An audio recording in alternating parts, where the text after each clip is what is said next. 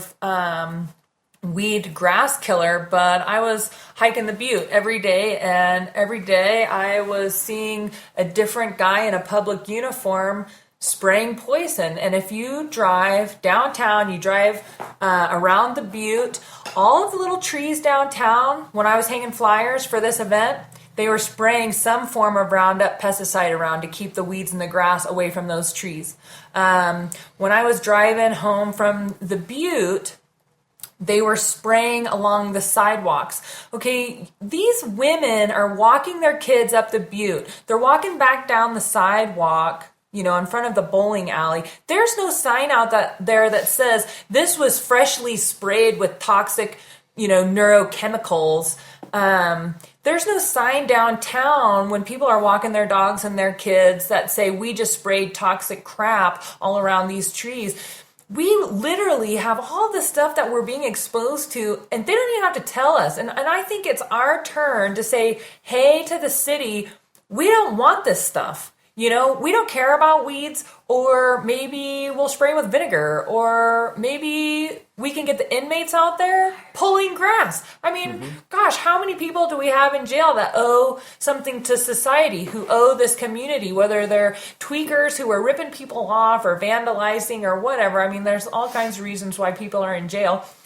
Get them out there pulling weeds, and then we don't have to spray this toxic stuff that ends up in our river, where we send our kids to float, where tourists come to fly fish and to float the river. It's just incredible to me that a community that is so health conscious and so active can just say, oh, well, it doesn't matter.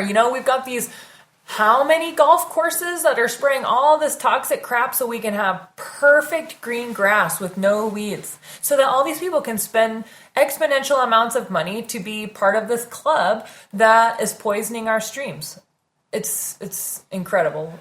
What baffles me is the fact that just on the front end of it, like in California, the strawberry fields, the quick simple test is you see the signs, you see pictures that say, danger, poison, where they've sprayed the strawberry fields, and people seem to understand that. They may not put two and two together that that's Monsanto or whatever the case may be, but then they go down the street, go to the grocery store, and they're buying their fresh, the fresh picked strawberries.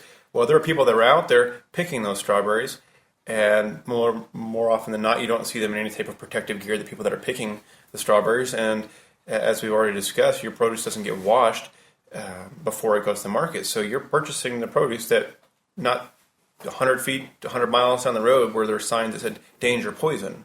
So it's connecting that link. It's educating people, and it's also taking a stand against the fact that, if you need a protective suit to spray this stuff, you probably shouldn't be eating what you're spraying it. Despite their modern-day emphasis on agriculture, Monsanto did not even create an agriculture division within the company until 1960. It soon began churning out new pesticides, each colorfully named under a rugged Western theme, like Lasso, Roundup, Warrant, Lariat, Bullet, Harness, etc. And before we run out of time, I want to bring some attention to the bees, guys. The bees are dying. The bees are disappearing. Awesome documentary on Netflix. I don't remember what it's called. Something about where did the bees go. It seriously changed my life. I had no idea that the bees were disappearing, and they can't even find them. They're not even finding dead bees. These bees are having neurological breakdowns. What happens is when they are feeding off these genetically modified plants, that Roundup Ready something or other has affected the pollen. And so they're eating this pollen, they're making honey with this pollen, they're covered in this pollen, and it's actually making them confused. Instinctually, they do this stuff very orderly. Well, now they're confused. They're confused and they're doing things chaotically, and there's no rhyme or reason, and they're disappearing, they're abandoning their hives. And I snooped it, and I wasn't able to find out if this was Einstein, but Einstein supposedly said that if we lost our bee population within 4 years, we would lose our food supply. There's still some stuff that will grow that doesn't have to be pollinated by bees.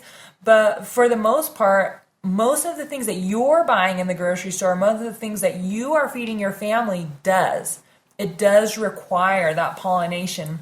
And so not only are you standing up for this cause because it's right, but you're also thinking about your kids down the line, and is there going to be any food left for them? Research has shown that Monsanto's genetically modified foods can lead to serious health conditions, such as the development of cancer, tumors, infertility, and birth defects.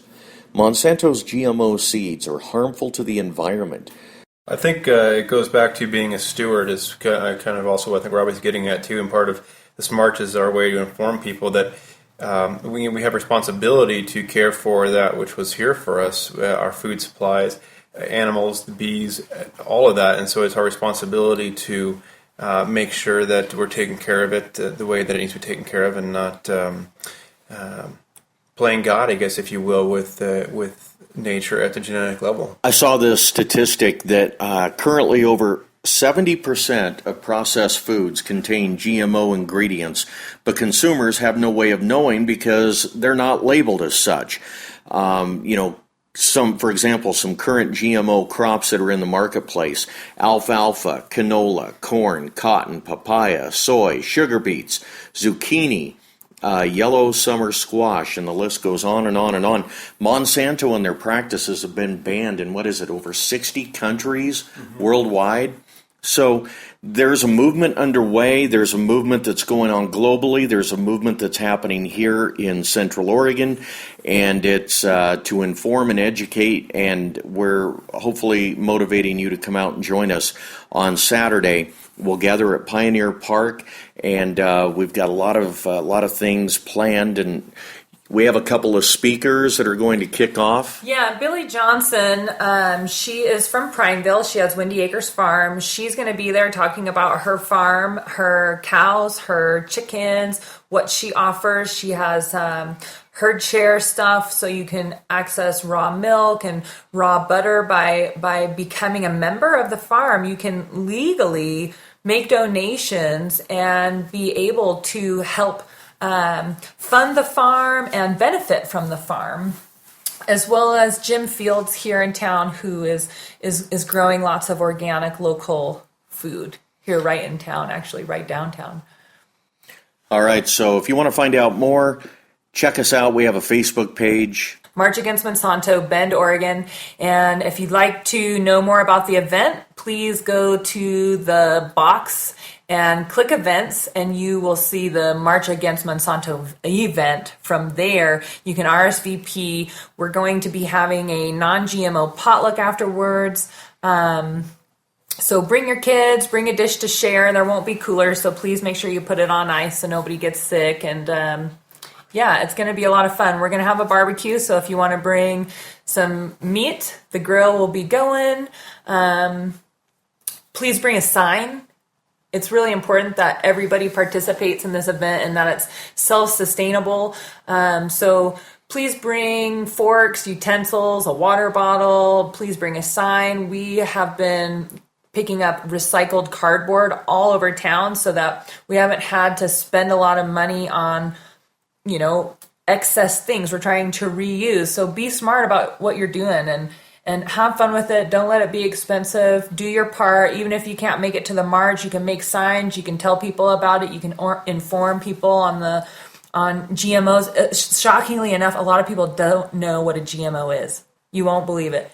Start talking to people. They don't know what GMOs are. They don't know what Monsanto is. They don't know why it's important, and that's why we're doing this. March Against Monsanto Bend organizers Robbie, Bianchi, Prey, and husband Shawn, please share this message with others, and thank you for listening. I'm Doug Donoho.